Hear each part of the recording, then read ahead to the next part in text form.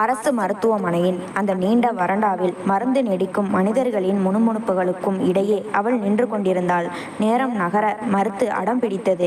காலை முதலே சுட்டரிக்கும் காய்ச்சல் அவளது உடலை வதக்கி கொண்டிருக்க தொடர்ந்து நின்று கொண்டிருந்ததால் கால்கள் இரண்டும் மரத்து போய் வலிக்கத் தொடங்கின. சற்று அமரலாமா என்று சுற்றிலும் தேடினாள். ஆனால் அங்கே உட்கார இடமும் இல்லை. அப்படி ஒருவேளை கூட்டத்தை விட்டு நகர்ந்தால் தன் வரிசை கைவிட்டு போய்விடும் என்ற பயம் அவளை ஆட்கொண்டது. தன்னை மறந்து தன் கவனத்தை திசை திருப்ப அங்கும் இங்கும் வேடிக்கை பார்க்க தொடங்கினாள் பிரியா. அங்கே நோயாளிகளின் கூட்டம் அலை மோதியது. சில மருத்துவர்கள் அத்தனை கூட்டத்தை பார்த்து சலிப்பான முகத்தோடு அமர்ந்திருக்க, சிலரோ தங்களின் கடமையை மிகவும் நேர்த்தியாக செய்து கொண்டிருந்தனர். அங்கே மருத்துவர்கள் அணிந்திருந்த அந்த வெள்ளை கோட்டுகளை பார்த்தபோது பிரியாவின் நெஞ்சுக்குள் இருந்து ஒரு பலத்த பெருமூச்சு வெளிப்பட்டது. ஒரு காலத்தில் டாக்டர் ஆக வேண்டும் என்பது அவளது ஆக பெரும் கனவாக இருந்தது. ஆனால் வறுமையும் குடும்ப சூழ்நிலையும் அவளுக்கு அந்த படிப்பை எட்டாக்கனியாக்கிவிட்டது. வழியற்று போனதால் பாதியிலேயே தன் கனவு பாதையை மாற்றிக்கொண்டாள் அவள். ஆசையோடு வளர்த்த அந்த லட்சியம் இன்று நெஞ்சின் ஏதோ ஒரு மூலையில் புதைந்து போன வெறும் ஏக்கமாக மட்டுமே எஞ்சி இருந்தது. இப்படிப்பட்ட சிந்தனைகளில் மூழ்கி இருந்த போதே அவளது வரிசையும் வந்தது. அடுத்த ஆள் உள்ள வாங்க என்ற குரல் கேட்க அவள் வேகமாக உள்ளே நுழைந்தாள். உள்ளேயும் கூட்டம் குறையவில்லை. 2 மருத்துவர்கள் அமர்ந்திருந்தனர். ஒரு பெண் மருத்துவர், ஒரு ஆண் மருத்துவர். பிரியா ஒரு ஓரமாக போய் நின்று கொண்டு இருவரையும் கூர்ந்து கவனித்தாள். அந்த பெண் மருத்துவர் நோயாளிகளிடம் மிகவும் கடுமையான உதாசீனமான தொனியில் பேசிக் கொண்டிருந்தார். ஆனால் அதற்கு நேர்மாறாக இருந்தார் அந்த ஆண் மருத்துவர். அவர் மிகவும் கனிவாக தன்னிடம் வரும் நோயாளிகளை இன்முகத்தோடு வரவேற்று அவர்களின் குறைகளை அக்கறையோடு கேட்டு மருந்துகளை எழுதி கொடுத்து கொண்டிருந்தார். அறியாமலேயே பிரியா இருவரையும் ஒப்பிடத் தொடங்கினாள். பெண்கள் பெரிய இடத்திற்கு வந்துவிட்டால் இத்தனை இரக்கமற்றவர்களாக மாறிவிடுவார்களா என்று தனக்குள்ளேயே கேள்வி எழுப்பினாள். ஹலோ, நீங்க உள்ள வாங்க. சிந்தனையில் இருந்த பிரியாவின் காதுகளில் அந்த ஆண் மருத்துவரின் காந்த குரல் வந்து மோதியது. திடுக்கிட்டு தன் நினைவுக்கு வந்தாள். அவருக்கு முன்னால் இருந்த நோயாளி சென்று விட்டான். இப்போது அவளது முறை. அவள் அந்த மருத்துவரை உற்று நோக்கினாள். அவர் முகத்தில் மாஸ்க் அணிந்திருந்தார். அவனது கண்கள் மட்டும்தான் வெளியே தெரிந்தன. ஆனால் அவர் மேஜையின் பக்கம் குனிந்து ஏதோ எழுதி கொண்டிருந்ததால் அந்த கண்களை கூட அவளால் சரியாக பார்க்க முடியவில்லை. மெதுவான அடிகளோடு அவரது மேஜைக்கு அருகில் சென்று நின்றாள். வாங்க, உட்காருங்க என்றார் மிகவும் மென்மையான குரலில். அவர் காட்டிய அந்த அன்பான உபசரிப்பில் பிரியா அப்படியே உறைந்து போனாள். இதுவரை அவள் பார்த்த மருத்துவர்களிடம் ஒருவித கர்வமும் நோயாளிகளை கேவலமாக நடத்தும் குணமுமே இருந்திருக்கிறது. தங்களை ஏதோ கடவுளாக நினைத்து கொள்ளும் மருத்துவர்களுக்கு மத்தியில் இவர் முற்றிலும் மாறுபட்டவராக தெரிந்தார். மிஸ், எங்கே தொலைஞ்சு போயிட்டீங்க? பிரியா தொடர்ந்து தன்னை வெறித்து பார்ப்பதை கண்டு அந்த மருத்துவர் வியப்புடன் கேட்டார். அவள் சட்டென்று சுய நினைவுக்கு வந்தாள். அது சார், எனக்கு கடந்த சில நாட்களா கடுமையான காய்ச்சல் இருக்கு என்று படபடப்புடன் கூறினாள். அவர் ஒரு சீட்டில் மருந்துகளை எழுதத் தொடங்கினார். பிரியா இமைக்காமல் அவரையே பார்த்து கொண்டிருந்தாள். முகத்தை பார்க்காவிட்டாலும் அவனது கண்கள் மற்றும் பேசும் விதம் எவரையும் சுண்டி இழுக்கும் காந்த சக்தியை கொண்டிருந்தது. அவளது மனதிற்குள் இவர் முகமூடியை கழற்றினால் எப்படி இருப்பார் என்ற ஆர்வம் பிறந்தது. ஒரு அந்நியனை பற்றி இப்படி யோசிப்பதை கண்டு அவளே வெட்கி போனாள். இந்தாங்க, இதை வெளியில இருக்கிற பார்மசியில வாங்கிக்கோங்க என்று மருந்து சீட்டை பிரியாவை நோக்கி நீட்டினார். அவளது இதய துடிப்பு அதிகரித்தது. இன்னும் சில நிமிடங்கள் அந்த அறையில் அவனுக்கு முன்னால் நிற்க வேண்டும் போல் தோன்றியது. அந்த நொடிகள் அவளை ஏதோ ஒரு மாய உலகிற்கு இழுத்தன. பிரியா மருந்து சீட்டை வாங்காமல் அப்படியே நிற்பதை கண்டு அவர் தன் புருவங்களை உயர்த்தி என்ன ஆச்சு என்பது போல் பார்த்தார். சார், அது இன்னும் சில மாத்திரைகளும் எழுதணும். தன் பதற்றத்தை மறைத்து கொண்டு அவசரமாக போய் சொன்னாள். சரி, சொல்லுங்க, எழுதுறேன் என்றபடி அவர் மீண்டும் சீட்டை மேஜையில் வைத்துவிட்டு அவளை நோக்கி குனிந்தார். பிரியா தன் கை விரல்களை பிசைந்து கொள்ள தொடங்கினாள். இப்போது என்ன வியாதியை சொல்வது என்று யோசிப்பதற்குள் அவளுக்கு ஒரு பேரதிர்ச்சி காத்திருந்தது. அவர் தன் முகத்தில் இருந்த வியர்வையை துடைப்பதற்காக முகமூடியை மெதுவாக கழற்றினார். அவ்வளவுதான். பிரியாவிற்கு தன் உயிர் அங்கேயே உறைந்து விட்டது போல் இருந்தது. அவளது கண்கள் அவனது முகத்திலேயே நிலைத்து நின்றன. அவர் அவ்வளவு அழகானவர், இல்லை பேரழகன். அவளது இதய துடிப்பு தடம் புரண்டது. இப்ப சொல்லுங்க, என்ன ப்ராப்ளம் என்று டிஷ்யூ பேப்பரால் நெற்றியை துடைத்தபடி கேட்டார். அவள் கண் இமைக்காமல் தனக்கு தெரிந்த எல்லா வியாதிகளையும் வரிசையாக சொல்லிக் கொண்டே போனாள். அவரும் புன்னகையோடு அதை தன் கைப்பட எழுதினார். பிரியாவால் தன் பார்வையை அவரிடமிருந்து விலக்கவே முடியவில்லை. கண்ணனின் பக்தியில் உறைந்து போன மீராவை போல அந்த நொடியில் அவனது அழகில் கரைந்து போயிருந்தாள் அவள். இந்தாங்க, வேற ஏதாச்சும் தொந்தரவு இருந்தா அதையும் சொல்லிடுங்க என்று சீட்டை நீட்டினார். அவர் கிண்டலாக கேட்கிறாரா அல்லது நிஜமாகத்தான் கேட்கிறாரா என்று அவளுக்கு புரியவில்லை. தன் உணர்ச்சிகளை கட்டுப்படுத்தி கொண்டு மருந்து சீட்டை வாங்கி கொண்டு அவனது காந்த பார்வையில் இருந்து விடுபட்டு எப்படியோ அறைக்கு வெளியே வந்தாள். வெளியே வந்தவள் சுவரை பிடித்து கொண்டு ஆழமாக மூச்சை இழுத்து விட்டாள். அவளது இதயம் தாறுமாறாக அடித்து கொண்டது. அவளுக்கு என்ன ஆயிற்று? தன் மீதான கட்டுப்பாட்டை அவள் இழந்து விட்டாளா? காய்ச்சலுக்கு மருந்து வாங்க வந்தவள் தன் இதயத்தை அல்லவா அங்கே தொலைத்து விட்டு வந்திருக்கிறாள். கையில் இருந்த மருந்து சீட்டை பார்த்தாள். அதில் அந்த மருத்துவரின் பெயரும் முத்திரையும் இருந்தது. டாக்டர் ஆதித்யா வர்மா. ஆதித்யா என்று தன் இதழ்களுக்குள் மெதுவாக உச்சரித்து பார்த்தாள். அந்த பெயரிலேயே ஒரு தனி கம்பீரம் இருந்தது. அங்கே அமர்ந்து தன் கை கால்களின் நடுக்கத்தை நிறுத்த முயன்றாள். ஏதோ ஒரு பெரிய குற்றம் செய்துவிட்டது போன்ற ஒரு பயமும் கலந்த பரவசமும் அவளுக்குள் இருந்தது. என்ன பிரியா, ஏன் இப்படி உட்கார்ந்திருக்க? டாக்டர் பார்த்துட்டாரா? மருந்து வாங்கியாச்சா? கேன்டீனில் இருந்து காஃபி குடித்து விட்டு வந்த அவளது தம்பி அமுதன் கேட்டான். பார்த்துட்டேன் அமுதா, மருந்து சீட்டு வாங்கிட்டேன். நீ போய் பார்மசியில கியூல நின்று வாங்கிட்டு வா. லேடிஸ் சைடு ரொம்ப கூட்டமா இருக்கு என்று சீட்டை கொடுத்தாள். அவன் ஆண்கள் வரிசையை நோக்கி நகர்ந்தான். பிரியா தன் விரல்களை பிசைந்தபடி தன் உயிரை பறித்த அந்த ஆதித்யாவை பற்றியே யோசித்துக் கொண்டிருந்தாள். முதல் பார்வையிலேயே அவளுக்குள் காதல் என்ற சிறை கதவு பூட்டப்பட்டு விட்டது. சரியாக சில நிமிடங்களுக்கு பிறகு அந்த அறையின் கதவு திறந்தது. கோட்டை கழற்றிவிட்டு கையில் சில கோப்புகளுடன் டாக்டர் ஆதித்யா வர்மா அவசர சிகிச்சை பிரிவை நோக்கி நடந்து சென்றார். அவரை பார்த்ததும் பிரியாவின் இதயம் மீண்டும் துள்ளி குதித்தது. தன்னை அறியாமலேயே அவள் தன் இடத்தை விட்டு எழுந்து நின்றாள். அவர் கூட்டத்திற்குள் மறைந்து போகும் வரை அவளது கண்கள் அவரை மட்டுமே பின்தொடர்ந்தன. நான் மீண்டும் இவரை பார்ப்பேனா? விதி எனக்கு இன்னொரு வாய்ப்பை தருமா? மனதிற்குள் எழுந்த கேள்விகளோடு அவளது கால்கள் அவனை அறியாமல் அவர் சென்ற திசையிலேயே நகரத் தொடங்கினாள். தன் உணர்வுகளின் மீது அவளுக்கே கட்டுப்பாடு இல்லாமல் போனது. இதயம் தன் துடிப்பை மறந்தது போல் இருந்தது.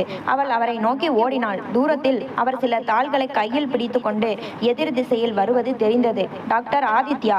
பிரியா தன் முழு பலத்தையும் திரட்டி நடுக்கத்தோடு அவரை பெயர் சொல்லி அழைத்தாள். அந்த குரலில் ஆதித்யா வர்மா தன் நடையை நிறுத்திவிட்டு திரும்பினார். எஸ் மிஸ், சொல்லுங்க என்றார். அதே கனிவு, அதே மரியாதை, அதே மென்மையான தொனி. பிரியா அவனுக்கு முன்னால் நின்று கொண்டு அடுத்து என்ன சொல்வது என்று தெரியாமல் திகைத்தாள். அழைத்து விட்டாள். ஆனால் காரணம் இல்லை. நெஞ்சில் இருந்த தைரியத்தை எல்லாம் ஒன்று திரட்டி தன் தவிப்பை உதறிவிட்டு மனதில் தோன்றியதை அப்படியே வார்த்தைகளாய் கொட்டினாள். சார், அது எனக்கு உங்களோட போன் நம்பர் வேணும். ஆதித்யா வர்மா அந்த எளிய பெண்ணிடமிருந்து இப்படி ஒரு கேள்வியை முற்றிலும் எதிர்பார்க்கவில்லை. அவர் முகத்தில் அதிர்ச்சியும் வியப்பும் ஒரு சேர தோன்றியது. உங்களுக்கு என் நம்பர் வேணுமா? சில நொடிகள் மௌனத்திற்கு பின் அவர் ஆச்சரியமாக கேட்டார். பிரியா தன் வேகமான இதய துடிப்பை மறைக்க முயன்று தலையை மட்டும் ஆம் என்று ஆட்டினாள். அவளது பதிலில் ஆதித்யா சில நொடிகள் குழப்பத்துடன் நின்றார். பிறகு தன் கையில் இருந்த பேனாவை எடுத்து ஒரு சிறிய காகிதத்தில் தன் எண்ணை எழுதி அவளிடம் நீட்டிவிட்டு எதுவும் பேசாமல் அங்கிருந்து விறுவிறுவென்று நடந்து சென்றார். அவர் கோபப்படுவாரோ என்று பயந்து நடுங்கிக் கொண்டிருந்த பிரியாவிற்கு அவர் அமைதியாக நம்பரை கொடுத்துவிட்டு சென்றது பெரும் நிம்மதியை அளித்தது. அவளது நரம்புகள் தளர்ந்தன.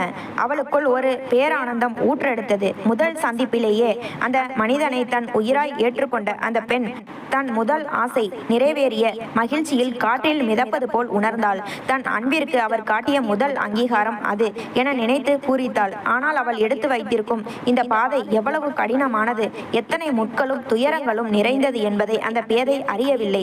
காதல் அவளது அறிவையும் விவேகத்தையும் முற்றிலுமாக பறித்திருந்தது. மருத்துவமனையிலிருந்து வீடு திரும்பிய பிரியாவின் முகத்தில் இருந்து அந்த புன்னகை மறையவே இல்லை. கைகளில் தன் காதலன் கொடுத்த அந்த சிறிய காகித துண்டை ஒரு பெரும் புதையல் போல பிடித்துக்கொண்டு அவள் காற்றில் மிதப்பது போல நடந்து வந்தாள். ஆனால் அவளது மகிழ்ச்சிக்கு நடுவே ஒரு மிகப்பெரிய முட்டுக்கட்டை இருந்தது. அது அவளிடம் சொந்தமாக அலைபேசி இல்லை என்பதுதான். பிரியா ஒரு ஏழை நடுத்தர குடும்பத்தை சேர்ந்த பெண். அவளது ஆசைகளும் கனவுகளும் மிக சிறியவை. இப்போதுதான் கல்லூரியின் முதலாம் ஆண்டு படித்து கொண்டிருந்தாள். அவளது வீட்டில் கட்டுப்பாடுகள் மிகவும் அதிகம். அவளது பெற்றோர் அவளுக்கு போன் வைத்துக் கொள்ள இன்னும் அனுமதி தரவில்லை. ஆனால் இந்த விசித்திரமான காதல் அவளை மீள முடியாத ஒரு பாதையில் இழுத்து வந்து நிறுத்தியிருந்தது. பிரியாவின் தந்தை ஒரு சிறிய தனியார் நிறுவனத்தில் குறைந்த சம்பளத்திற்கு வேலை பார்த்து வந்தார். அவளது தாய் மரகதம் வீட்டில் மற்றவர்களின் துணிகளை தையல் மிஷினில் தைத்து கொடுத்து குடும்பத்தை நடத்தி வந்தார். இப்படித்தான் அவர்களின் வாழ்க்கை வண்டி மிகவும் சிரமப்பட்டு நகர்ந்து கொண்டிருந்தது. தன் உடன் பிறந்தவர்களில் பிரியாதான் மூத்தவள். அவளுக்கு கீழே அமுதன், ராகுல் என்ற 2 தம்பிகள் இருந்தனர். நாட்கள் நகர நகர பிரியாவின் கண்களில் காதலின் தீபம் இன்னும் பிரகாசமாக எரியத் தொடங்கியது. காதல் அவளது நெஞ்சில் கால் பதித்த கணத்திலிருந்து அவளது உலகமே மாறிப்போனது. வாழ்க்கையில் முதல் முறையாக அனுபவிக்கும் இந்த உணர்வு அவளுக்கு அத்தனை அழகாக தெரிந்தது. நம்பரை என்னவோ வாங்கிட்டு வந்துட்டேன், ஆனா நான் எப்படி பேசுவேன்? என்கிட்ட தான் போனே இல்லையே. சில நாட்களுக்கு பிறகு கையில் அந்த பேப்பர் துண்டை வைத்துக்கொண்டு தனக்குள்ளேயே புலம்பினாள். அப்போதுதான் அவளது நினைவுக்கு ஒரு விஷயம் வந்தது. அவள் சட்டென்று எழுந்து தன் பெற்றோர் அறைக்கு ஓடினாள். அங்கே அவளது தந்தையின் மேஜை டிராயரில் பழைய பட்டன் போன் ஒன்று சிம் கார்டுடன் சும்மா கிடப்பது அவளுக்கு தெரியும். அப்பா அதை உபயோகிக்காமல் அணைத்து வைத்திருந்தார். யாரும் பார்க்காத நேரத்தில் பிரியா அந்த போனை திருட்டுத்தனமாக எடுத்து தன் அறைக்கு கொண்டு வந்தாள். பதற்றத்துடன் அதன் பேட்டரியை கழற்றி பார்த்தாள். உள்ளே சிம் கார்டு அப்படியே இருந்தது. சிவப்பு பொத்தானை அழுத்தி ஆன் செய்த சில நொடிகளில் போன் உயிர் பெற்றது. பிரியா செய்த முதல் வேலை அதில் டாக்டர் ஆதித்யா என்று அவனது எண்ணை சேமித்ததுதான். பிறகு தன் நடுங்கும் விரல்களால் வணக்கம் என்று ஒரு குறுஞ்செய்தியை தட்டச்சு செய்து அனுப்பினாள். ஆனால் துரதிருஷ்டவசமாக அந்த போனில் ரீசார்ஜ் பேக் இல்லாததால் மெசேஜ் செல்லவில்லை. மெசேஜ் சென்டிங் ஃபைல்டு என்று திரையில் காட்டியது. ஐயோ, இதுல பேலன்ஸ் இல்லையா? மெசேஜ் கூட போகலையே. அவளது முகம் சுருங்கியது. சரி, அமுதன் கிட்ட சொல்லி ரீசார்ஜ் பண்ண சொல்லலாமா என்று யோசித்தவள் அடுத்த கணமே பயந்து போய் அமர்ந்தாள். அமுதனிடம் சொன்னால் அப்பாவிடம் போட்டு கொடுத்து விடுவான். அது மட்டும் இல்லாம இந்த சிம்மோட போன் நம்பர் என்னன்னே எனக்கு தெரியாதே. அவளுக்கு தலை வெடித்து விடும் போலிருந்தது. காதலிப்பது இத்தனை கடிதம் என்று அவள் நினைக்கவில்லை. மேலும் சில நாட்கள் இந்த தவிப்பிலேயே கழிந்தன. அவளால் ஆதித்யாவை தொடர்பு கொள்ளவே முடியவில்லை. ஆனால் அவளது இதயம் அவனிடம் பேச துடித்தது. கடைசியில் தன் தவிப்பை தாங்க முடியாமல் தன் தோழி வீட்டிற்கு செல்வதாக பொய் சொல்லிவிட்டு தெரு முனையில் இருந்த ஒரு மொபைல் கடைக்கு ஓடினாள். அண்ணே, இந்த சிம்முக்கு ரீசார்ஜ் பண்ணணும், ஆனா இதோட நம்பர் எனக்கு தெரியல, கொஞ்சம் பார்த்து சொல்ல முடியுமா என்றால் பயந்தபடியே. அந்த கடைக்காரர் போனை வாங்கி ஏதோ ஒரு குறியீட்டை அழுத்த திரையில் அந்த எண் காட்டியது. இந்தாங்கம்மா நம்பர், இதுக்கு தானே ரீசார்ஜ் பண்ணணும் என்றார். பிரியாவின் முகம் மகிழ்ச்சியில் மலர்ந்தது. ஆமாண்ணே என்று தலையசைத்து தன் சேமிப்பு பணத்தில் இருந்து ஒரு மாதத்திற்கான பேலன்ஸை ரீசார்ஜ் செய்து கொண்டாள். வீட்டிற்கு ஓடி வந்து கதவை சாத்தி கொண்டாள். இதயம் படபடவென்று அடிக்க மீண்டும் ஆதித்யாவிற்கு வணக்கம் சார் என்று மெசேஜ் அனுப்பினாள். அவள் ஆவலோடு காத்திருந்த சில நிமிடங்களிலேயே மறுமுனையிலிருந்து பதில் வந்தது. வணக்கம், யார் பேசுறது என்று கேட்கப்பட்டிருந்தது. பிரியா தன் நடுங்கும் கைகளால், நான் பிரியா சார், போன வாரம் ஹாஸ்பிட்டல்ல உங்ககிட்ட நம்பர் வாங்கினேனே, ஞாபகம் இருக்கா என்று டைப் செய்து அனுப்பினாள். ஓ, நீங்களா? சாரி, சட்டென்று அடையாளம் தெரியல. இப்ப எப்படி இருக்கீங்க? காய்ச்சல் பரவாயில்லையா என்று ஆதித்யா மிகவும் அக்கறையோடு விசாரித்தான். அவளது இதழ்களில் பேரானந்த புன்னகை அரும்பியது. நான் இப்ப நல்லா இருக்கேன் சார், நீங்க எப்படி இருக்கீங்க? நானும் நல்லா இருக்கேன் பிரியா. அங்கிருந்துதான் அவர்களின் உரையாடல் முறைப்படி தொடங்கியது.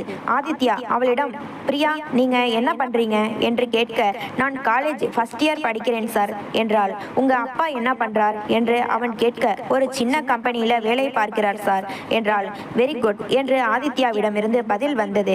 அன்று மிக நீண்ட நேரம் அவர்கள் குறுஞ்செய்தி வழியே பேசிக் கொண்டிருந்தனர். அந்த அன்பான மரியாதையான மனிதன் தன்னிடம் 2 நிமிடங்கள் பேசுவதே பிரியாவிற்கு உலக பெரு மகிழ்ச்சியாக இருந்தது.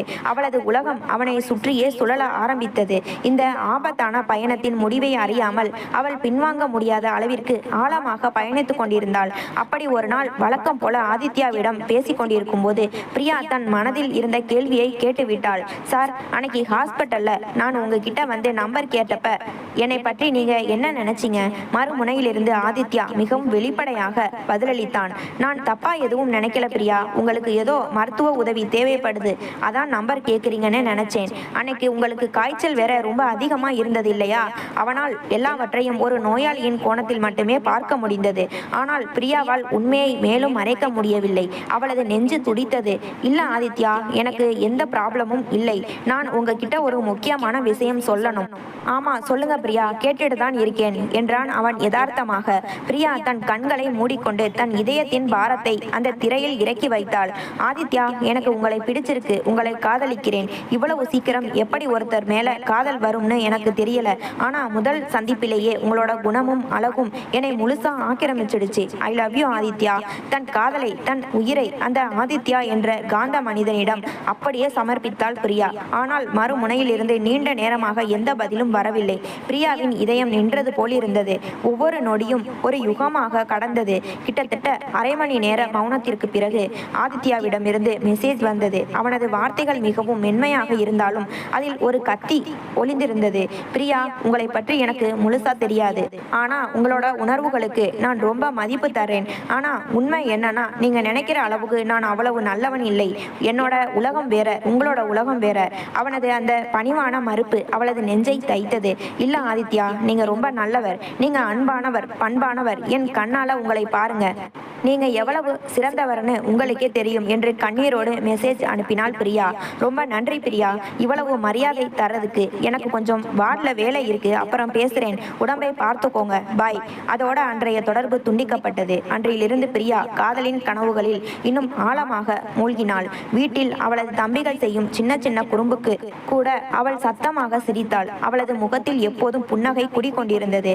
ஆனால் அவளது இந்த மகிழ்ச்சியின் ஆயுள் மிக குறுகியது என்பதையும், அவளது காதலனே அவளது புன்னகையை பறித்து கண்ணீரை தரப்போகிறான் என்பதையும் அந்த பேதை அறியவில்லை. அன்று ஆதித்யாவிடமிருந்து வந்த அந்த கடைசி குறுஞ்செய்திக்கு பிறகு அவனிடமிருந்து எந்த ஒரு பதிலும் இல்லை. நாட்கள் ஒவ்வொன்றாக நகர்ந்தன. பிரியாவின் இதயம் ஒருவித இனம் புரியாத பயத்திலும் பதற்றத்திலும் தவித்து கொண்டிருந்தது. தன் காதல் அவனுக்கு ஏதேனும் பாரத்தை கொடுத்து விட்டதோ, தன் வார்த்தைகள் அவனை காயப்படுத்தி விட்டதோ என்ற எண்ணம் அவளை தூங்க விடாமல் வதக்கியது. ஆதியிடமிருந்து ஒரு மெசேஜ் கூட வரவில்லை. போனின் திரையை வினாடிக்கு ஒரு முறை பார்ப்பதும் ஏமாற்றத்துடன் பெருமூச்சு விடுவதுமே அவளது முழு நேர வேலையாக மாறியிருந்தது. கடைசியில் தன் தவிப்பை தாங்க முடியாமல் தன் சுயமரியாதையையும் தாண்டி அவளே அவனுக்கு முதலில் மெசேஜ் அனுப்பினாள். சில மணி நேர காத்திருப்புக்கு பிறகு அவனிடம் இருந்து பதில் வந்தது. வணக்கம் பிரியா, எப்படி இருக்கீங்க? நான் நல்லா இருக்கேன் ஆதித்யா. ஆனா நீங்க எப்படி இருக்கீங்க? இத்தனை நாட்களா என்கிட்ட பேசவே இல்லையே என்று தவிப்பும் ஏகப்பட்ட ஆதங்கமும் கலந்த ஒரு புகாரை அவசரமாக அனுப்பி வைத்தாள். நானும் நல்லா இருக்கேன், கொஞ்சம் ஹாஸ்பிட்டல் வேலைகளில் பிஸியாக இருந்தேன், அதான் பேச முடியல என்று மிக சாதாரணமாக அவளது இத்தனை நாள் தவிப்பை ஒற்றை வார்த்தையில் கடந்து போனான் ஆதித்யா. பிரியாவின் நெஞ்சில் லேசாக வலித்தது. பிஸியா இருந்தா ஒரு வார்த்தை சொல்லி இருக்கலாமே ஆதித்யா, எனக்கு நீங்க கோவிச்சுக்கிட்டீங்களோன்னு ரொம்ப பயமா போச்சு. சேச்சே, அப்படியெல்லாம் ஒண்ணுமில்ல பிரியா, நான் ஏன் உங்க மேல கோபப்பட போறேன்? ஆதித்யா, எனக்கு உங்களை ரொம்ப பிடிச்சிருக்கு. உங்களோட மெசேஜுக்காக காத்திருக்கிற ஒவ்வொரு நொடியும் எனக்கு நரகமா இருக்கு. உங்களை நினைக்காத நாளே என் வாழ்க்கையில இல்லை என்று மீண்டும் தன் காதலை அவனிடம் கொட்டினாள். மறுமுனையிலிருந்து வந்த அடுத்த கேள்வி அவளது இதயத்தை உலுக்கியது. ஏன் பிரியா, என்னை இவ்வளவு அதிகமா நினைக்கிறீங்க? ஏன்னா நான் உங்களை காதலிக்கிறேன் ஆதித்யா. ஏன் என் மேல இவ்வளவு காதல் வச்சிருக்கீங்க? அதே இரக்கமற்ற உணர்ச்சியற்ற துணி அவனது வார்த்தைகளில் இருந்தது. எனக்கு உங்களோட குணம் பிடிச்சிருக்கு. உங்ககிட்ட இருக்கிற அந்த அன்பான மனிதனை பிடிச்சிருக்கு. என் மனசு என் கட்டுப்பாட்டுல இல்ல ஆதித்யா. நீண்ட மௌனத்திற்கு பிறகு ஆதித்யாவிடமிருந்து வந்த அந்த பதில் பிரியாவின் உலகத்தையே தலைகீழாக மாற்றி போட்டது. பிரியா, என்னால உங்களுக்கு எதையுமே தர முடியாது. தயவு செஞ்சு உங்களோட காதலை இதோட நிறுத்திக்கோங்க. பின்னாடி நீங்க தான் கஷ்டப்படுவீங்க. அவளது கண்கள் பனித்தன. உடைந்து போன இதயத்தோடு டைப் செய்தாள். எனக்கு உங்ககிட்ட இருந்து காதலை தவிர வேற எதுவுமே வேண்டாமே ஆதித்யா. நீங்க தப்பான இடத்துல காதலை தேடுறீங்க பிரியா. உங்ககிட்ட காட்டுறதுக்கு என்கிட்ட காதல் இல்லை என்று மிகவும் கொடூரமாக சுருக்கென்று தைக்கும் வார்த்தைகளால் அவளது காதலை அவ முகத்திற்கு நேராகவே நிராகரித்தான் ஆதித்யா. அந்த வார்த்தைகளை பார்த்த கணத்தில் பிரியாவின் கைகள் நடுங்கின. கண்ணீர் துளிகள் டப் டப் என்று அலைபேசியின் திரையில் விழுந்து சிதறின. அவளது இதயம் சுக்குநூறாக உடைந்து போயிருந்தது. தன் உயிரான காதலை அவன் இப்படி ஒற்றை வரியில் தூக்கி எறிவான் என்று அவள் கனவிலும் நினைக்கவில்லை.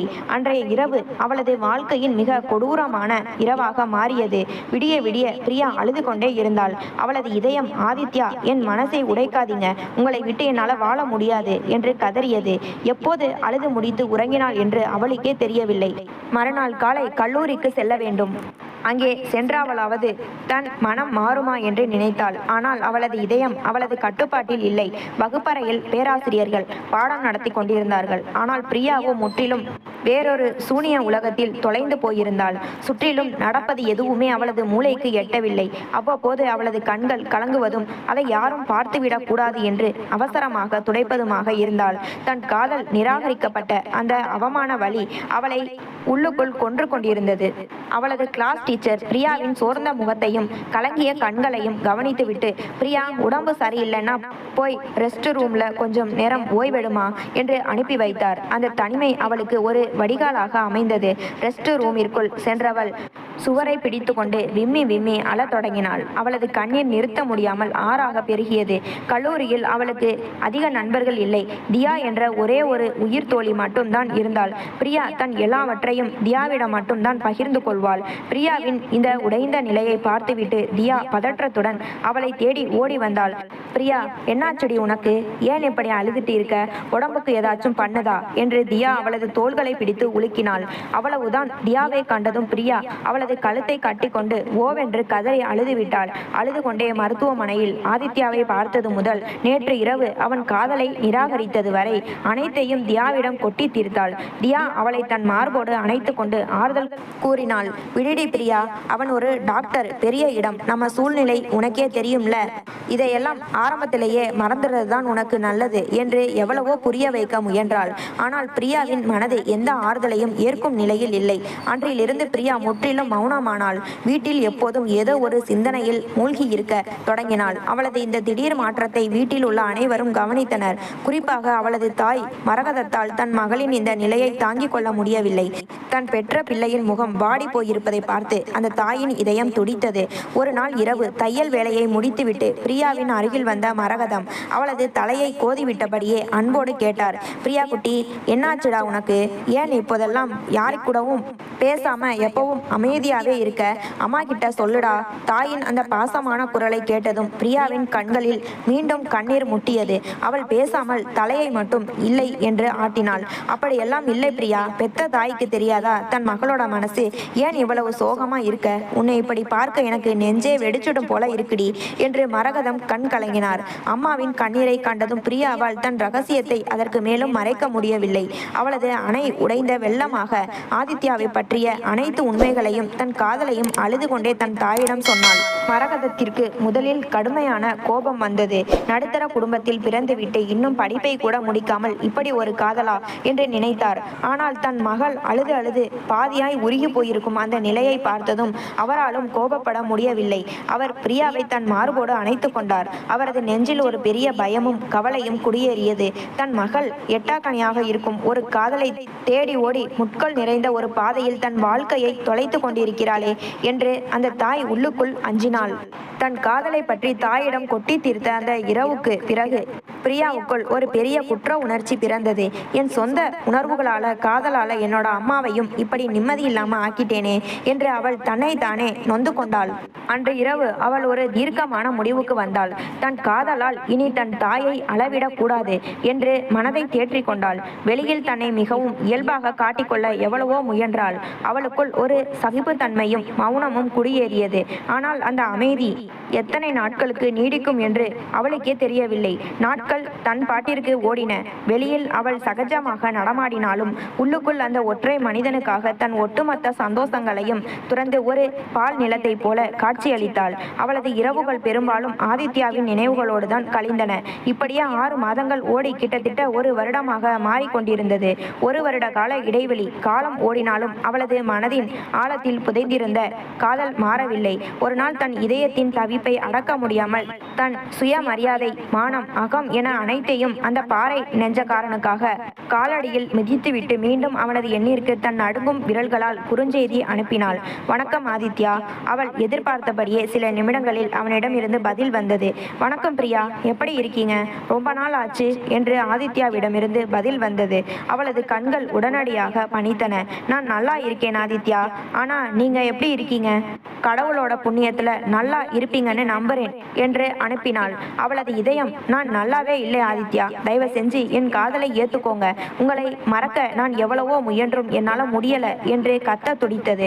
ஆனால் வார்த்தைகள் விரல்களை தாண்டவில்லை. நானும் நல்லா இருக்கேன் பிரியா, தேங்க்ஸ் என்று மட்டும் ஆதித்யாவிடமிருந்து மிக சுருக்கமாக பதில் வந்தது. அதன் பிறகு மறுமுனையில் ஒரு நீண்ட மௌனம் நிலவியது.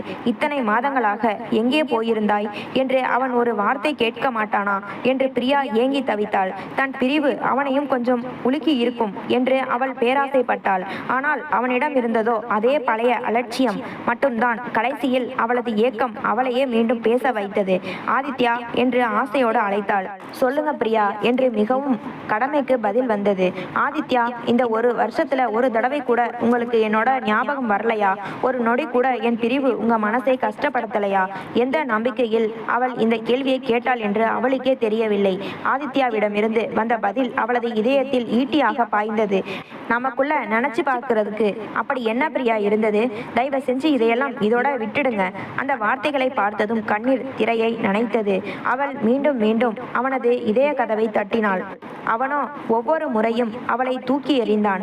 காதல் என்னும் பிச்சை கேட்டு அவனது வாசல் தேடி போகும் போதெல்லாம் அவன் அவளை வெறுங்கையோடு தான் திருப்பி அனுப்பினான். அதற்கடுத்த நாட்கள் அவளுக்கு வழிபாட்டு நாட்களாக மாறின. நவராத்திரி பண்டிகை காலம் தொடங்கியது. வீட்டில் பூஜைகள் நடந்தன. பிரியா கலந்து கொள்ளாத வழிபாடுகளே இல்லை. ஆனால் அவளது வேண்டுதல் அனைத்தும் ஆதித்யாவை சுற்றியே இருந்தது. அவளது பிரார்த்தனைகள் நீண்டு கொண்டே போயின.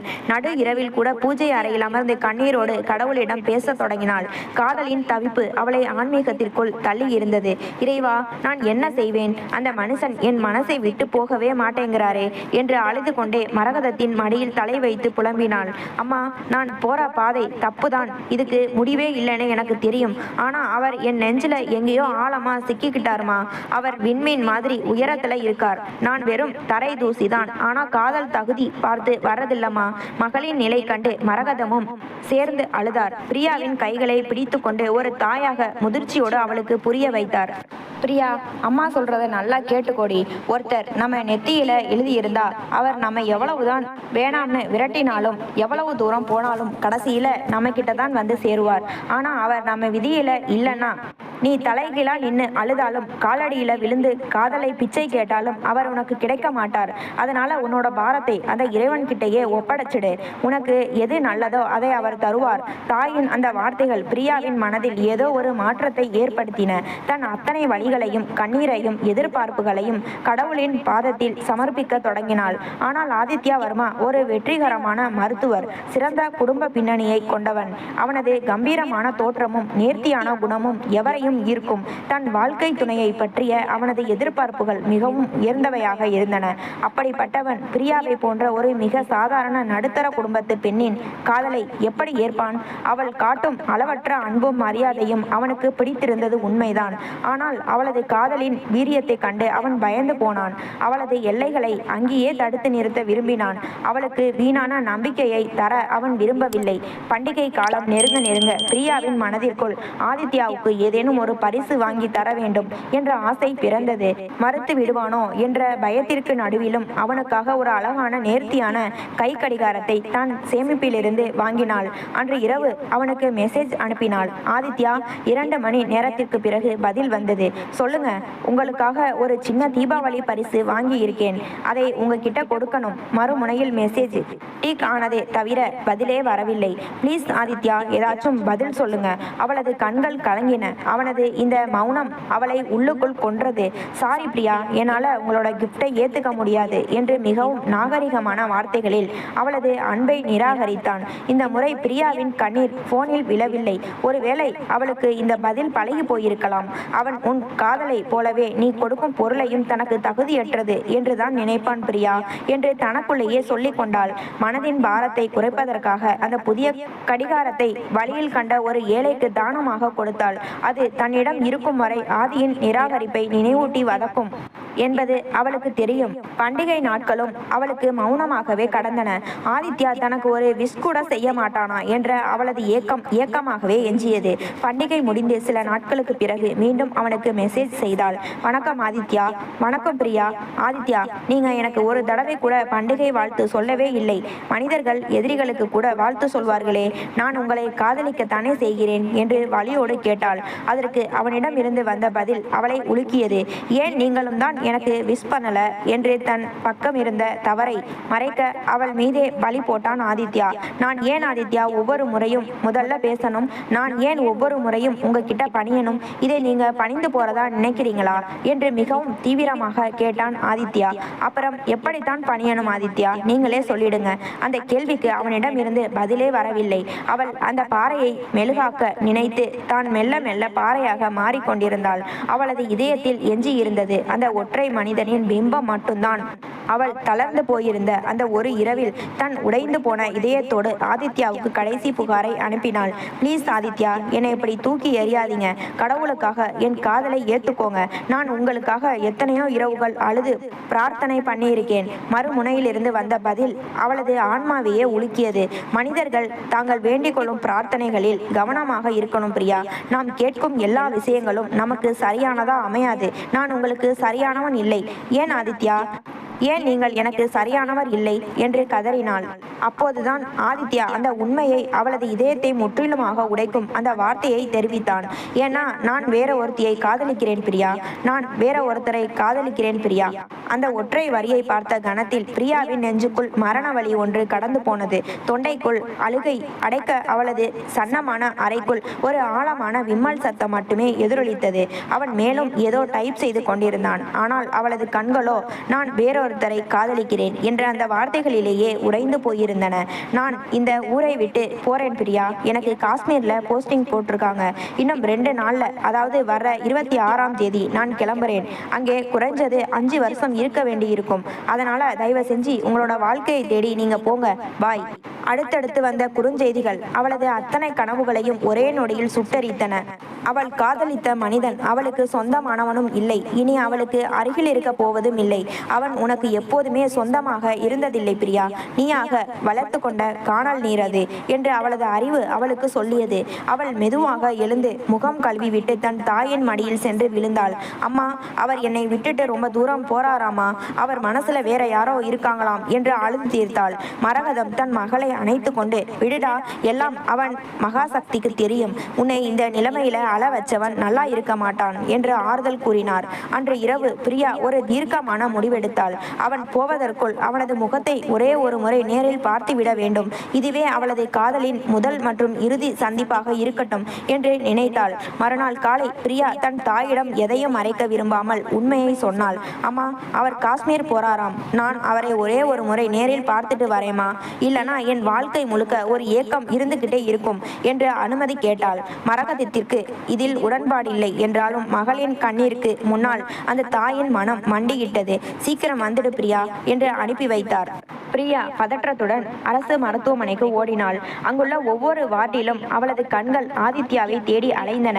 அங்கிருந்த ஊழியர்களிடம் விசாரித்த போது, டாக்டர் ஆதித்யா வர்மா இன்னைக்கு காலையிலேயே ரிலீவ் ஆயிட்டாரே, எல்லா ஃபார்மாலிட்டிஸும் முடிஞ்சு அவரோட திங்ஸ் எல்லாம் எடுத்துட்டு கிளம்பிட்டார் என்ற அதிர்ச்சி தகவல் கிடைத்தது. அவளது உலகம் இருண்டது. அந்த உச்சி வெயிலில் சுற்றி இருக்கும் உலகத்தை மறந்து ஒரு பைத்தியத்தை போல மருத்துவமனை வளாகத்தில் நின்றாள். கண்ணீர் அவளது கன்னங்களை நனைத்தது. அவளது நம்பிக்கை அவ்வளவு பலவீனமானதா? அப்போது அவளுக்கு முன்னால் ஒரு கார் வந்து நின்றது. காரின் கதவு திறக்க முகத்தில் மாஸ்க் அணிந்தபடி கம்பீரமாக இறங்கினார் டாக்டர் ஆதித்யா. ஹாஸ்பிட்டலில் ஏதோ ஒரு முக்கிய கோப்பை ஒப்படைப்பதற்காக அவர் கடைசி முறையாக வந்திருந்தார். அவரை பார்த்ததும் பிரியாவின் இதயம் தடம் புரண்டது. ஓடிப்போய் அவனது கையை பிடித்து கொள்ள வேண்டும் போல் இருந்தது. ஆனால் தன் நிலையை உணர்ந்து தூரத்தில் இருந்தே ஆதித்யா என்று கத்தினாள். அவளது குரலில் ஆதித்யா வர்மா தன் நடையை நிறுத்தினார். முகமூடியை கழற்றிவிட்டு அவளை உற்று நோக்கினார். ஹலோ பிரியா, நீங்க இங்க என்ன பண்றீங்க என்றார் மிகவும் சாதாரணமாக. நான் உங்களை பார்க்கத்தான் வந்தேன் ஆதித்யா. நீங்க ஊரை விட்டு போறீங்கன்னு தெரிஞ்சது. அதான் கடைசி முறையா. அவளது தொண்டை அடைத்தது. ஓ ஆமாம், எனக்கு காஷ்மீர்ல போஸ்டிங். இப்ப கிளம்புற அவசரத்துல தான் இருக்கேன். சரி, உங்க உடம்பு இப்ப எப்படி இருக்கு என்று அவளது தவிப்பை முற்றிலும் உதாசனப்படுத்திவிட்டு ஒரு மருத்துவராக கேள்வி கேட்டார். அவனது அந்த பேதமை அவளது நெஞ்சில் பல ஈட்டிகளை பாய்ச்சியது.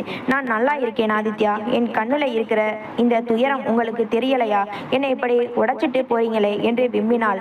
ஆதித்யா சில நொடிகள் மௌனமாக நிலத்தை பார்த்தார். பிறகு அவளது கண்களை நேராக நோக்கி, என்னை என்னை மன்னிச்சிடுங்க பிரியா. என் மனசுல உங்களுக்காக எந்த இடமும் இல்லை. நான் உங்களை ஒரு நோயாளியா மட்டும்தான் பார்த்தேன் என்று ஒரு குற்றவாளியைப் போல கூறிவிட்டு திரும்பினார்.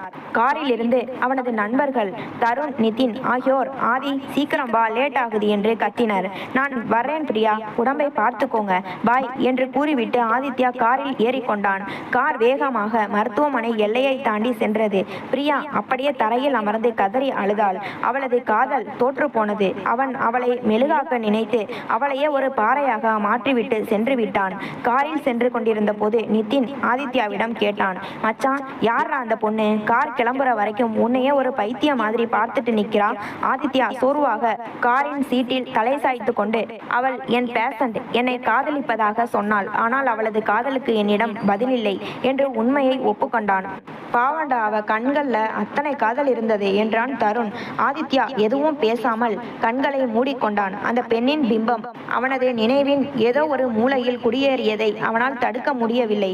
காலம் யாருக்காகவும் காத்திருப்பதில்லை. அது தன் போக்கில் விறுவிறுவென்று ஓடிக்கொண்டே இருந்தது. ஆதித்யா காஷ்மீர் சென்று 5 ஆண்டுகள் கடந்துவிட்டன. இந்த 5 ஆண்டுகளில் ஆதித்யா வர்மா முற்றிலும் மாறியிருந்தான். அவனது இளமைக்கு உரிய துடிப்பு மறைந்து முகத்தில் ஒரு முதிர்ச்சியும் தலையின் இருபுறமும் லேசான நரைமுடியும் எட்டி பார்த்திருந்தன. கண்களில் எப்போதும் ஒரு சோர்வு நிலவியது. காஷ்மீர் பனிக்காலம் முடிந்து இப்போதுதான் அவனுக்கு லக்னோவில் உள்ள ஒரு முன்னணி அரசு மருத்துவமனைக்கு மாற்றலாகி வந்திருந்தது. இன்றுதான் அவனது புதிய பொறுப்பின் முதல் நாள். அவன் அவசர சிகிச்சை பிரிவில் ஒவ்வொரு நோயாளியாக பரிசோதித்துக் கொண்டிருந்தான். சார், ப்ளீஸ் கொஞ்சம் சீக்கிரம் வாங்க சார். அப்போது ஒரு செவிலியர் பதற்றத்துடன் ஆதித்யாவை நோக்கி ஓடி வந்தார். அவளது முகம் பயத்தில் வெளுத்திருந்தது. என்ன ஆச்சு சிஸ்டர், ஏன் இவ்வளவு பதற்றம் என்று கேட்டான் ஆதித்யா. சார், ஐசியூல ஒரு பேஷண்ட்டுக்கு மூச்சு திணறல் ரொம்ப அதிகமாயிடுச்சு. கார்டியாக் அரெஸ்ட் ஆகிற நிலைமையில இருக்காங்க. அங்க இப்போதைக்கு வேற சீனியர் டாக்டர்ஸ் யாரும் இல்ல. ப்ளீஸ் சார், சீக்கிரம் வாங்க என்று அவள் கதறினாள். ஆதித்யா ஒரு நொடி கூட தாமதிக்கவில்லை. தன் கையில் இருந்த ஸ்டெதஸ்கோப்பை எடுத்துக்கொண்டு அந்த செவிலியருடன் ஐசியூ வார்டை நோக்கி வேகமாக ஓடினான்.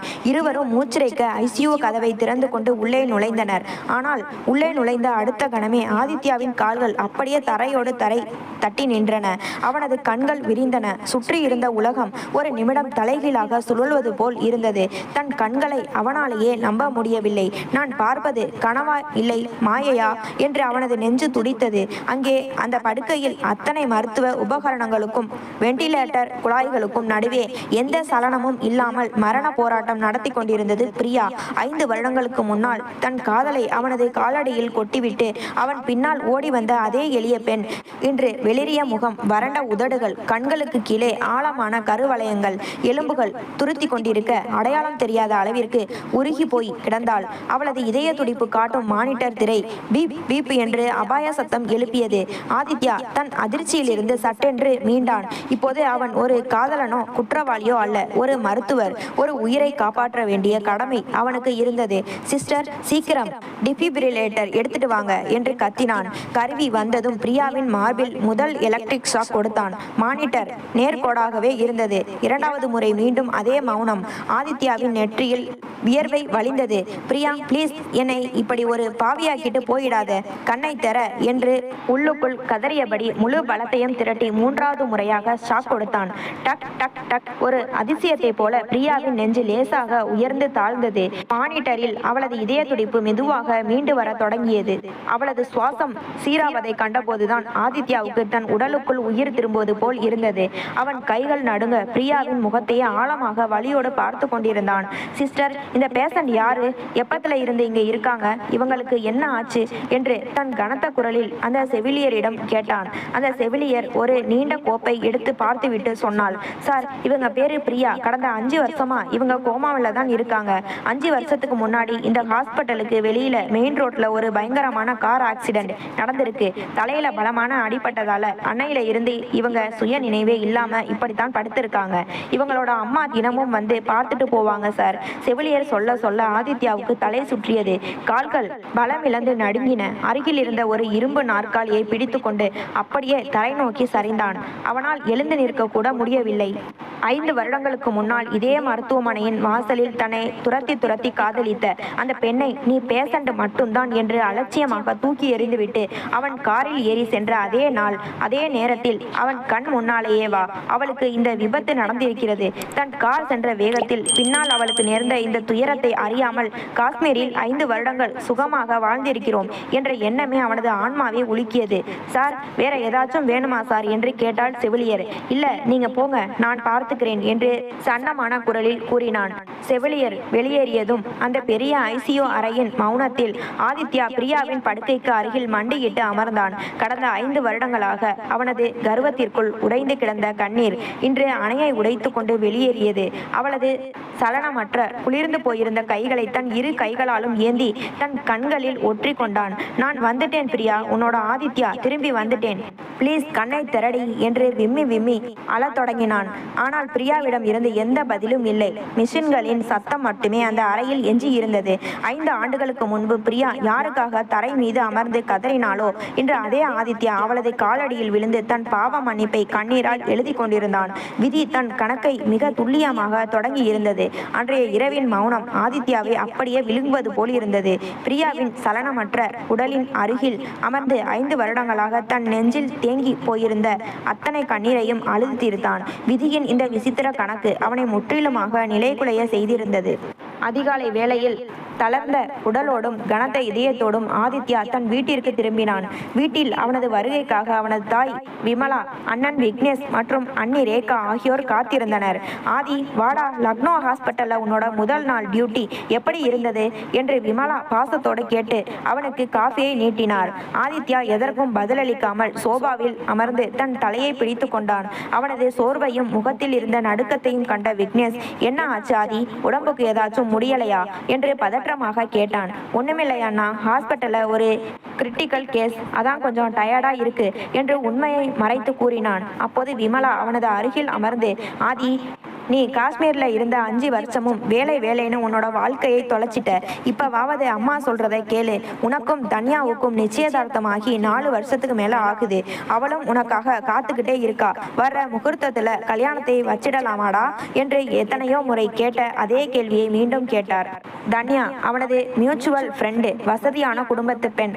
ஒரு காலத்தில் ஆதித்யா அவளை பிடித்துதான் நிச்சயம் செய்து கொண்டான். ஆனால் காஷ்மீர் சென்ற பிறகு அவனுக்கும் தன்யாவுக்குமான இடைவெளி அதிகரித்து விட்டது. பிரியாவின் அந்த சுடுகின்ற நினைவுகள் அவனது மனதில் விழுந்த நாள் முதல் அவனால் தன்யாவை ஒரு காதலியாக பார்க்கவே முடியவில்லை. அம்மா ப்ளீஸ், இப்போதைக்கு என்னால் எந்த ஒரு பந்தத்துக்குள்ளேயும் வர முடியாது, எனக்கு கொஞ்சம் டைம் வேணும் என்று சற்றே கடுமையான துணியில் கூறிவிட்டு தன் அறைக்குள் சென்று கதவை சாத்தி கொண்டான் ஆதித்யா. எனக்கு என்னவோ இவன் மனசுல ஏதோ பெரிய ரகசியம் இருக்குன்னு தோணுது. காஷ்மீர் போனதுல இருந்து இவன் ரொம்ப மாறிட்டான் என்று ரேகா அண்ணி மெதுவாக முணுமுணுக்க விக்னேஷ் அவளை கஞ்சாடையால் வாரினான். மறுநாள் காலை ஆதித்யா எதற்கும் காத்திராமல் மீண்டும் மருத்துவமனைக்கு ஓடினான். நேராக ஐசியு வார்டுக்குள் நுழைந்தான். பிரியா அதே நிலையில் படுத்திருந்தாள். அவளது நாடி துடிப்பை பரிசோதித்து விட்டு அவளுக்கு தேவையான மருந்துகளின் பட்டியலை எழுதி கொண்டிருந்த போது ஐசியு கதவு திறக்கும் சத்தம் கேட்டது. ஆதித்யா திரும்பி பார்த்தான். அங்கே பலவீனமான நரைத்த கூந்தலோடு கைகளில் ஒரு சிறிய டிஃபன் பாக்ஸை சுமந்து கொண்டு ஒரு முதிய பெண்மணி உள்ளே நுழைந்தார். 5 வருட துயரம் அவளது முகத்தில் ஆழமான வரிகளாய் படிந்திருந்தது. அவள் வேறு யாருமல்ல, பிரியாவின் தாய் மரகதம். அவரை பார்த்ததும் ஆதித்யாவின் நெஞ்சில் மின்னல் தாக்கியது.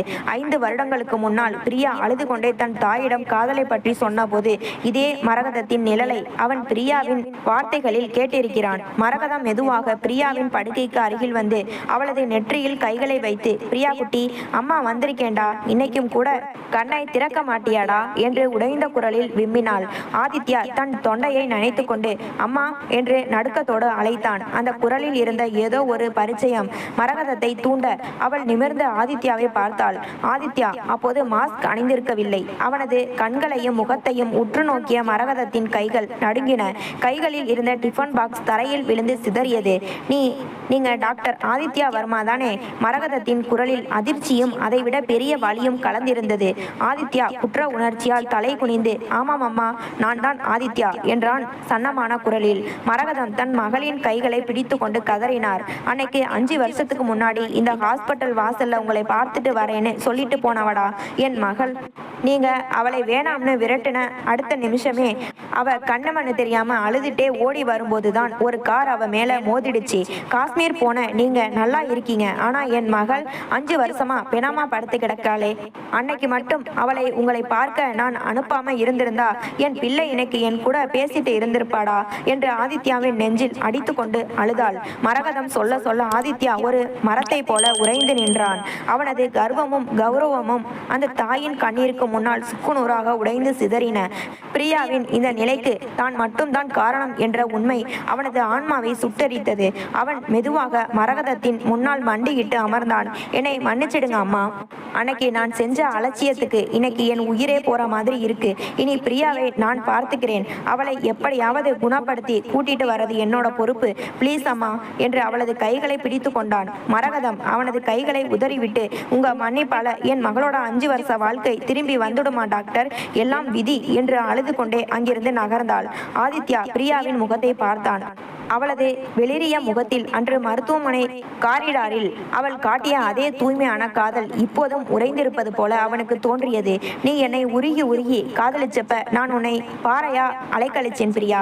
இன்னைக்கு நான் உனக்காக மெழுகா உருகி நிற்கிறேன். ஆனா நீ பாறையா படுத்து கிடக்கிறியேடி என்று அவனது இதயம் முதல் முறையாக காதலின் வழியை முழுமையாக உணர்ந்தது. மரகதத்தின் வார்த்தைகள் ஆதித்யாவின் மனதில் ஒரு ஆறாத வடுவை ஏற்படுத்தியிருந்தன. அவனது அலட்சியமே பிரியாவின் இந்த நிலைக்கு காரணம் என்ற எண்ணம் அவனது நிம்மதியை குலைத்தது. ஆனால் அவன் சோர்ந்து விழ தயாராக இல்லை. ஒரு மருத்துவனாக தன் திறமை முழுவதையும் பயன்படுத்தி பிரியாவை மீட்டெடுக்க வேண்டும் என்ற வெறி அவனுக்குள் பிறந்தது. அடுத்த சில நாட்கள் ஆதித்யா தூக்கத்தையும் உணவையும் மறந்தான். பிரியாவின் பழைய மருத்துவ கோப்புகளை ஒவ்வொன்றாக ஆராய்ந்தான். உலகெங்கிலும் உள்ள நரம்பியல் நிபுணர்களுடன் கலந்துரையாடி அவளது மூளையின் செயல்பாட்டை தூண்டுவதற்கான புதிய சிகிச்சைகளை பற்றி தீவிரமாக ஆலோசித்தான். அவன் தினமும் அவளது வார்டிற்கு சென்று அவளது கைகளை பிடித்து கொண்டு அவளுக்கு பிடித்தமான பழைய நினைவுகளை பேசத் தொடங்கினான். பிரியா, அன்னைக்கு நீ மொபைல் கடையில ரீசார்ஜ் பண்ணிட்டு எனக்கு முதலா வணக்கம் சார்னு மெசேஜ் அனுப்புனியே, ஞாபகம் இருக்காடா? நீ அன்னைக்கு காட்டிய அன்பை விட இன்னைக்கு நான் உனக்கு காட்ட காத்திருக்கிற காதல் ரொம்ப பெரியதுடி. ப்ளீஸ் ஒரே ஒரு முறை என் பேச்சை கேட்டு கண்ணை திற என்று அவளது காதோரம் உருகி பேசினான். இதற்கிடையில் அவனது வீட்டில் திருமண பேச்சுகள் அடுத்த கட்டத்தை எட்டியிருந்தன. ஆதித்யாவின் மௌனமும் அலட்சியமும் அவனது நிச்சயிக்கப்பட்ட பெண் தன்யாவிற்கு பெரும் சந்தேகத்தை ஏற்படுத்தியது. ஒரு நாள் மாலை தன்யா நேரடியாக ஆதித்யா வேலை பார்க்கும் மருத்துவமனைக்கு வந்துவிட்டாள். அவள் நேராக ஐசியூ வார்டின் கண்ணாடி ஜன்னல் வழியே உள்ளே பார்த்தபோது அங்கே பிரியாவின் கைகளை பிடித்து கொண்டு கண்ணீரோடு அமர்ந்திருந்த ஆதித்யாவை கண்டு அதிர்ச்சி அடைந்தாள். கோபத்துடன் கதவை திறந்து உள்ளே நுழைந்தாள். ஆதித்யா, என்ன நடக்குது இங்க என்று தன்யா தன் கனத்த குரலில் கேட்டாள். ஆதித்யா திடுக்கிட்டு திரும்பி பார்த்தான். தன்யாவின் முகத்தில் இருந்த கோபத்தை கண்டு அவளை அமைதிப்படுத்த வார்டிற்கு வெளியே அழைத்து வந்தான். தன்யா, சத்தம் போடாதே, இது ஐசியூ என்றான் ஆதித்யா சன்னமான குரலில். ஐசியூன்னு எனக்கு தெரியும் ஆதித்யா, ஆனா ஒரு பேஷண்டோட கையை பிடிச்சிட்டு ஒரு டாக்டர் ஏன் அழுதுட்டு இருக்கார்? யார் இந்த பொண்ணு? காஷ்மீர் போனதுல இருந்தே நீ என்கிட்ட பேசுறதை குறைச்சதுக்கும் கல்யாணத்தை தள்ளி போறதுக்கும் இவள்தான் காரணமா என்று தன்யா அடுக்கடுக்கான கேள்விகளால் அவனை துளைத்தாள். ஆதித்யா ஒரு நீண்ட பெருமூச்சை விட்டு உண்மையை மறைக்காமல் சொன்னான். தன்யா, இவள் என் பழைய பேஷண்ட். 5 வருஷத்துக்கு முன்னாடி என் மேல உயிரையே வச்சிருந்தா. ஆனா நான் அவளோட காதலை அலட்சியமா தூக்கி எறிஞ்சிட்டேன். நான் போன அதே நிமிஷத்துல இவளுக்கு பயங்கரமான ஆக்சிடென்ட் ஆகி இப்போ 5 வருஷமா கோமாவில் இருக்கா. அவளோட இந்த நிலைக்கு நான் மட்டும்தான் காரணம் தன்யா. அவ குணமாகிற வரைக்கும் என்னால வேற எதை பத்தியும் யோசிக்க முடியாது என்று தீர்க்கமாக கூறினான். தன்யா சில நொடிகள் ஸ்தம்பித்து நின்றாள். அவளது கௌரவம் அவளை தடுத்தது. அப்போ எனக்கும் உனக்குமான 4 வருஷ நிச்சயதார்த்த பந்தத்துக்கு என்னதான் மதிப்பு ஆதித்யா? ஒரு கோமா பேஷண்ட்டுக்காக என்னை நீ தவிக்க விடுறது நியாயமா என்று கேட்டுவிட்டு கண்ணீரோடு அங்கிருந்து வேகமாய் வெளியேறினாள். தன்யாவின் பிரிவு ஆதித்யாவிற்கு ஒரு புறம் வருத்தத்தை தந்தாலும் பிரியாவை மீட்கும் அவனது போராட்டத்தில் இருந்து அவன் பின்வாங்கவில்லை. அன்று இரவு பிரியாவின் உடல் நிலையில் திடீரென ஏதோ ஒரு மாற்றம் தெரிந்தது. அவளது இதய துடிப்பு காட்டும் மிஷினில் சத்தம் வழக்கத்தை விட மாறுபட்டு கேட்டது.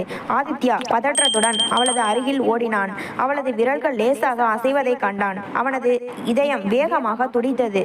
பிரியா, பிரியா என்று ஆவலோடு அழைத்தான். மெதுவாக, மிகவும் மெதுவாக. பிரியா தன் இமைகளை அசைத்தாள். 5 வருடங்களாக மூடி கிடந்த அந்த பேதையின் கண்கள் மெல்ல திறந்து சுற்றிலும் இருந்த வெளிச்சத்தை பார்த்தன. அவளது பார்வை நேராக தன் முன்னால் நின்றிருந்த ஆதித்யாவின் மீது நிலைத்தது. ஆதித்யாவின் கண்களிலிருந்து ஆனந்த கண்ணீர் வழிந்தது. பிரியா, என்னை அடையாளம் தெரியுதாடா? நான் தான் ஆதித்யா என்று அவளது கைகளை இறுக்கமாக பற்றி கொண்டான். பிரியா அவனது முகத்தையே சில நொடிகள் உற்று பார்த்தாள். அவளது வறண்ட உதடுகள் லேசாக அசைந்தன. ஆனால் அவளது கண்களில் அன்று இருந்த அந்த அளவற்ற காதலோ தவிப்போ இப்போது இல்லை. மாறாக ஒரு வெற்று பார்வையும் மௌனமும் மட்டுமே எஞ்சி இருந்தது. அவள் மிக மெதுவாக பலவீனமான குரலில், சார், நீங்க காஷ்மீர் போகலையா என்று கேட்டாள். அவளது நினைவுகள் 5 வருடங்களுக்கு முன்னால் விபத்து நடந்த அந்த நொடியிலேயே உறைந்து போயிருந்தன என்பதை ஆதித்யா புரிந்து கொண்டான். இல்லை பிரியா, நான் எங்கும் போகல, உன்கிட்டயே திரும்பி வந்துட்டேன். இனி உன்னை விட்டு போகவே மாட்டேன் என்று அவன் அழுகையினுடனே புன்னகைத்தான். ஆனால் பிரியா மெதுவாக தன் கையை அவனது பிடியிலிருந்து விடுவித்து கொண்டாள். அவளது முகம் எந்த ஒரு உணர்ச்சியையும் காட்டவில்லை. 5 வருட கோமா அவளது உடலை மட்டுமல்ல, அவளது மனதின் தீவிர காதலையும் சேர்த்து உரைக்க செய்திருந்தது. எனக்கு எங்க அம்மா வேணும் சார் என்று மிக சாதாரணமாக கூறிவிட்டு தன் முகத்தை திருப்பிக் கொண்டாள். ஆதித்யா அப்படியே உறைந்து நின்றான். தான் மெழுகாக உருகி அவளது காலடியில் நின்ற போதும் இன்று அவளது இதயம் தனக்கானதாக இல்லை என்பதை அவனது மருத்துவம் அவனுக்கு புரிய வைத்தது. காதலின் உச்சத்தில் அவன் காட்டிய அலட்சியம் இன்று அவனுக்கே ஒரு பெரும் மாற்றமாய் வந்து நின்றது. பிரியா தன் கையை மெதுவாக விலக்கி கொண்டு, எனக்கு எங்க அம்மா வேணும் சார் என்று சொன்ன அந்த வினாடி ஆதித்யாவின் நெஞ்சில் பேரிடி விழுந்தது போலிருந்தது. 5 வருடங்களாக தன் மனதில் தவம் கிடந்த பெண் இன்று தன் கண் முன்னால் உயிர் பெற்றுவிட்டாள். ஆனால் அவளது கண்களில் தெரிந்த அந்த அந்நிய தன்மையும் வெற்று பார்வையும் அவனது ஆன்மாவை உலுக்கியது. அவளது நினைவுகள் விபத்து நடந்த அந்த 26ஆம் தேதியோடு நின்றுவிட்டன என்பதை ஒரு மருத்துவராக அவனால் எளிதில் கணிக்க முடிந்தது. அவன் உடனடியாக பிரியாவின் தாய் மரகதத்திற்கும் தம்பிகளுக்கும் தகவல் அனுப்பினான். அடுத்த சில நிமிடங்களில் மரகதமும் அவளது தம்பிகளும் ஐசியூ வார்டிற்குள் பதறி அடித்துக் கொண்டு ஓடி வந்தனர். பிரியா குட்டி, என் கண்ணே என்று கதறியபடி மரகதம் அவளது படுக்கைக்கு அருகில் வந்து விழுந்தார். அம்மாவை கண்டதும் பிரியாவின் வெற்று பார்வையில் லேசான உயிர் வந்தது. அவளது கண்களிலிருந்து கண்ணீர் மெதுவாக கசிந்தது. அம்மா, அழாதீங்கம்மா, எனக்கு ஒண்ணுமில்லை. நான் டாக்டரை பார்க்க போனப்போ லேசான ஆக்சிடென்ட் ஆகிருச்சு போல என்று மிகவும் பலவீனமான குரலில் தான் 5 வருடங்களாக கோமாவில் இருந்ததை அறியாமல் பேசினாள். ஆமாடா செல்லம், உனக்கு ஒண்ணுமில்லை, அம்மா இங்கத்தான் இருக்கேன் என்று மரகதம் அவளது கைகளை முத்தமிட்டார். அப்போது பிரியா மெதுவாக திரும்பி தூரத்தில் குற்றவாளியைப் போல நின்று கொண்டிருந்த ஆதித்யாவை பார்த்தாள். அவளது பார்வையில் எந்த காதலும் இல்லை. மாறாக ஒரு புதிய மருத்துவரிடம் காட்டும் அதே பயமும் மரியாதையும் மட்டுமே இருந்தது. அம்மா, இவர்தான் அன்னைக்கு எனக்கு ட்ரீட்மெண்ட் கொடுத்த டாக்டர் ஆதித்யா வர்மா சார் தானே? இவர் காஷ்மீர் கிளம்புற அவசரத்திலையும் எனக்காக இங்கேயே நின்னுட்டாரா என்று யதார்த்தமாக கேட்டாள். அவளது அந்த கேள்வி அங்கிருந்த அனைவரின் நெஞ்சையும் பிளந்தது. மரகதம் ஆதித்யாவை நிமிர்ந்து பார்த்தார். ஆதித்யா தன் கண்ணீரை அடக்க முடியாமல் முகத்தை திருப்பிக் கொண்டு வார்டை விட்டு வெளியேறினான். மருத்துவமனை வறண்டாவின் தூணில் சாய்ந்து கொண்டு அவன் விம்மி விம்மி அழுதான். விதியே, என்ன ஒரு கொடூரமான தண்டனை இது என்று அவனது இதயம் கதறியது. அவள் தன்னை துரத்தி துரத்தி காதலித்த போது அவன் அவளை ஒரு பேஷண்டாக மட்டுமே பார்த்தான். இன்று அவன் அவளை தன் உயிராக காதலிக்கும் போது அவள் அவனை ஒரு சாதாரண மருத்துவ மேனேஜராக மட்டுமே பார்க்கிறாள். அவளது மனதில் இருந்த தன் மீதான காதலை அந்த விபத்தும் 5 வருட காலமும் முற்றிலுமாக துடைத்து அழித்து விட்டன. அடுத்த 2 நாட்கள் ஆதித்யா பிரியாவின் உடல்நிலையை மிக தீவிரமாக கண்காணித்தான். அவளது உடல்நிலை தேறி வந்தாலும் அவளது பழைய நினைவுகள் மறைதல் காரணமாக ஆதித்யா வர்மா மீது அவளுக்கு இருந்த காதலின் அத்தனை சுவடுகளும் அழிந்து போயிருந்தன. அவளுக்கு தன் குடும்பம், தன் தோழி தியா, தன் படிப்பு மட்டுமே நினைவில் இருந்தது. 3ஆம் நாள் பிரியா வார்டிற்கு மாற்றப்பட்டாள். அவளை பார்ப்பதற்காக அவளது உயிர் தோழி தியா ஓடி வந்தாள். பிரியாவை கட்டிக்கொண்டு தியா அழுத அழுகையில் அந்த வார்டே குலுங்கியது. பிரியா, நீ திரும்ப வந்துட்டடி, எனக்கு எவ்வளவு சந்தோஷமா இருக்கு தெரியுமா என்று தியா விம்மினாள். ஏண்டி தியா, எல்லாரும் இப்படி அழுறீங்க? எனக்கு லேசான அடிதானே பட்டது, அதுக்குள்ள ஏன் காலேஜுக்கு இவ்வளவு லீவ் ஆச்சு என்று பிரியா கேட்க தியா அதிர்ச்சியோடு ஆதித்யாவை பார்த்தாள். ஆதித்யா பின்னால் நின்று உண்மையை சொல்ல வேண்டாம் என்று தியாவிற்கு கஞ்சாடை காட்டினான். தியா தன் துக்கத்தை விழுங்கிக் கொண்டு, ஆமாடி, நீ சீக்கிரம் குணமாகி வீட்டுக்கு வரணும், அவ்வளவுதான் என்றாள். அன்று மாலை வார்டில் யாரும் இல்லாத நேரத்தில் ஆதித்யா பிரியாவின் அறைக்குள் நுழைந்தான். அவளது நாடி துடிப்பை பரிசோதிக்கும் சாக்கில் அவளது கையை தொட்டான். அவளது கைகளில் எந்த பதற்றமும் இல்லை. இதே துடிப்பும் சீராகவே இருந்தது. பிரியா, உனக்கு என்னை பார்க்கும்போது வேற எதுவும் தோணலையா? ஏதாச்சும் பழைய விஷயம் நினைவுக்கு வருதா என்று ஆதித்யா ஏமாற்றத்தின் விளிம்பில் நின்று தவிப்போடு கேட்டான். பிரியா அவனை புரியாமல் பார்த்துவிட்டு மிகவும் பணிவாக சொன்னாள். இல்லை சார், நீங்க ஒரு பெரிய டாக்டர். எனக்காக இவ்வளவு தூரம் கேர் எடுத்து பார்க்குறீங்க. அதுக்கே நான் உங்களுக்கு ரொம்ப கடமைப்பட்டிருக்கேன். வேற எதுவும் இல்லை சார். சார், அந்த ஒற்றை வார்த்தை அவனது இதயத்தில் மரண அடியை கொடுத்தது. ஒரு காலத்தில் அவளது விரல்கள் சார் என்பதை தவிர்த்துவிட்டு ஆதித்யா என்று எழுதிய போது துடித்த அவனது இதயம் இன்று மீண்டும் சார் என்ற வார்த்தையை கேட்டு சுக்குநூறாக உடைந்தது. அவன் வார்டை விட்டு வெளியே வந்தபோது மரகதம் அவனுக்காக காத்திருந்தார். அவனது உடைந்த நிலையை பார்த்த அந்த தாயின் உள்ளம் உருகியது. டாக்டர் தம்பி என்று மெதுவாக அழைத்தார். சொல்லுங்க அம்மா என்றான் ஆதித்யா சோகமாக. என் மகள் மனசுல இருந்து உங்களை பற்றிய நினைவுகள் அழிஞ்சது. கடவுள் கொடுத்த வரம்பா. ஏன்னா உங்களை நினைச்சு 5 வருஷத்துக்கு முன்னாடி அவ பட்ட நரக வேதனை எனக்கு மட்டும் தான் தெரியும். இப்பவாவது அவன் நிம்மதியா தன் குடும்பத்தோட பழைய பிரியாவா வாழட்டும் தம்பி. தயவு செஞ்சு அவளை மறுபடியும் அந்த காதலுக்குள்ள இழுத்துட்டு போய் வதக்கிடாதீங்க. அவளை விட்டுடுங்க தம்பி என்று கைகூப்பி வேண்டினார். ஒரு தாயின் அந்த கோரிக்கை நியாயமானது என்று ஆதித்யாவின் அறிவு சொல்லியது.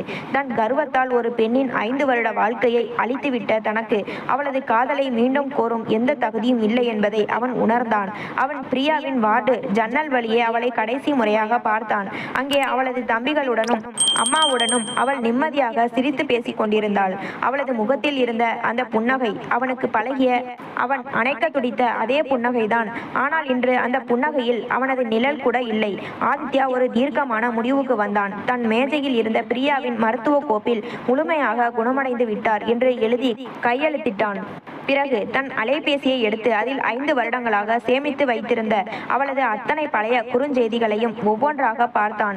ஆதித்யா, எனக்கு உங்களை பிடிச்சிருக்கு. உங்களை காதலிக்கிறேன். நீங்க என் நெஞ்சில எங்கேயோ ஆழமா சிக்கிக்கிட்டாருமா. ப்ளீஸ் ஆதித்யா, என்னை இப்படி தூக்கி எறியாதீங்க. அவனது கண்ணீர் துளிகள் அந்த திரையின் மேல் விழுந்து சிதறின.